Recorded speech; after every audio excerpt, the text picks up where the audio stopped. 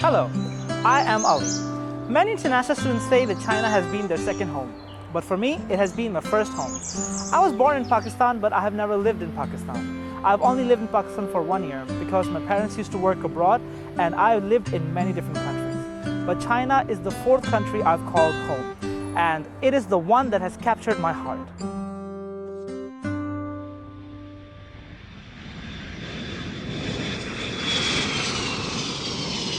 It was 2 a.m. in 2015 when I first landed in Harbin. I remember I was very nervous, and for my Chinese, I couldn't speak at all. I was so tired and I was very exhausted and scared, let alone I was very alone. I had a picture of HIT. I used to go around asking people if they can take me here. Finally, a taxi driver agreed.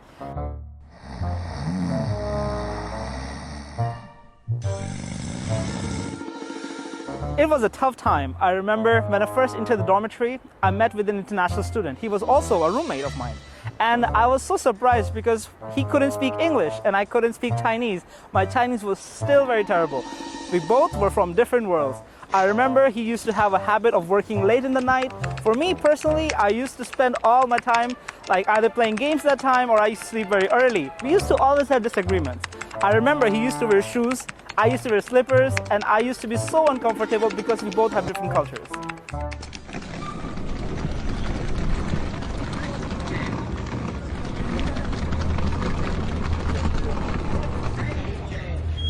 Everyday task was overwhelming. I used to get lost trying to use my phone. I could not find places. I could not order food. Even the chopsticks used to be very hard. I used to eat like this. I used to carry a spoon all this time. I was very eager to connect with the Chinese people, but I couldn't. I was actually thinking that they were not warming up to me, but actually it was my fault. But one day, my Chinese friend asked me to go out for dinner, and from that moment, everything changed. I realized that warming up is a part of their culture, so this slow heat is a careful and a gradual way to warm up to strangers. It's a part of their culture. Actually, it's quite surprising for me, because it's not that they didn't like me, it's just that it took some time and the right moment.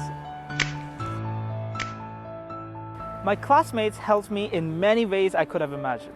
Actually, my Chinese friends taught me how to use the mobile apps, especially the roads and the maps, and WeChat, and how to use chopsticks. Oh my god, that was the best experience I had. But, you know, WeChat is an incredible platform. It's the first time I have seen an app offer everything. You want to book tickets? You can go. You want to have payments, you can pay for everything in China.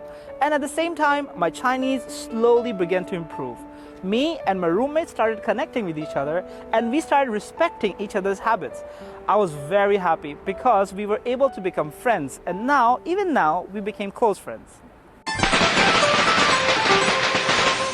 One of the most touching moments I had was spending a Chinese Spring Festival with the Chinese family here. I was very happy and I was able to see through a lot of things. Especially, they invited me as a family member. At the same time, 20 people of their family gathered. One thing I love about China, it is about family, because it doesn't matter how far you are, how expensive the ticket is. Families all over China, even abroad, they came back to the family and they spent the time together. This was the most beautiful moment that I have ever seen. Inspired by my journey, I spent 2 years writing a book called A Guide to International Students in China to help students navigate their life in Harbin. My school, Harbin Institute of Technology, has been a world-class institute, but also it has been a strong support for students and the communities in HIT. At the same time, Harbin Institute of Technology is world famous for its engineering and especially its aerospace. It has built a connected corridor like this to help students go from one place to another much more easily, especially in the winter where the temperature goes below -20, so you can even go to your classes in shorts. Every year, the school holds a collective wedding for PhD students. This year, the school gave a self-developed diamond to the couple. I think this is very romantic. It makes me more connected to this incredible place. It wasn't on smooth sailing. I struggled. I struggled academically too.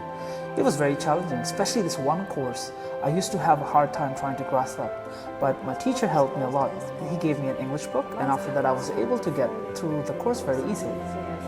Immediately report the lowest to the local police station and Harbin is an extraordinary city. It is full of beauty and history. I have come to love it deeply.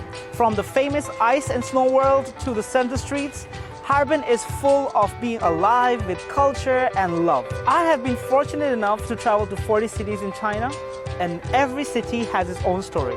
I've been to Kunshan in Zhejiang. I was very excited to see the cutting-edge labs. I have been able to see the technology being developed there. And Chongqing? Oh my God, it is a city of dreams. When the city lights up in the night, I think the entire world lights up. China has given me so much. It has given me friendship, knowledge, a sense of belonging. I have been 9 years in China and I have witnessed China's incredible growth. I have tasted its food. I have embraced its culture. And above all, I have seen the kindness of Chinese people. China, you have become my home. After I graduate from my PhD, I plan to go to either Harbin or to some other city, but wherever I go, but I will always for surely love you, China.